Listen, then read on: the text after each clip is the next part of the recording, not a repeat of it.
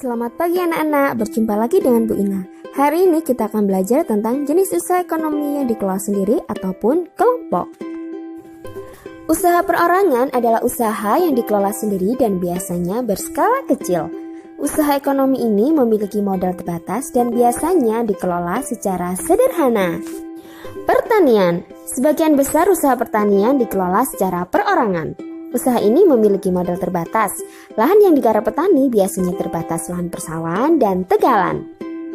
Perdagangan. Usaha perdagangan secara perorangan biasanya berskala kecil dan sedang. Contoh usaha perdagangan antara lain pedagang asongan, pedagang keliling, pedagang kaki lima, pedagang di pasar, warung, dan toko kelontong. Usaha jasa. Contoh usaha jasa yang dikelola secara perorangan antara lain usaha salon, fotokopi, bengkel, potong rambut, penjualan pulsa, dan lain-lain. Industri kecil. Sektor industri yang dikelola perorangan merupakan industri rumahan. Contoh industri yang rumahan antara lain usaha kerajinan tangan berupa pembuatan keramik, souvenir, tembikar, anyaman, mebel, dan lain-lain.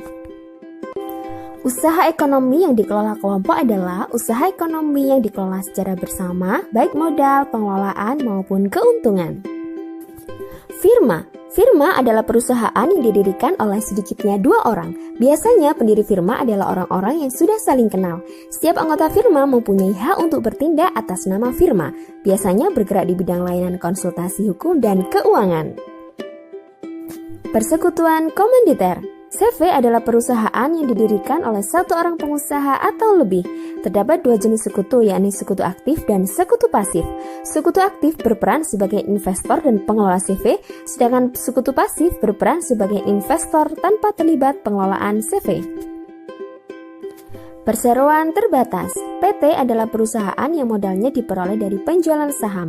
Saham adalah surat berharga sebagai tanda keikutsertaan menanamkan modal dalam perusahaan.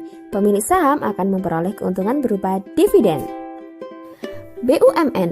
BUMN adalah perusahaan yang seluruh modalnya dimiliki oleh negara. Ada 3 bentuk perusahaan negara, yaitu perusahaan jawatan, perusahaan umum, dan perusahaan perseroan.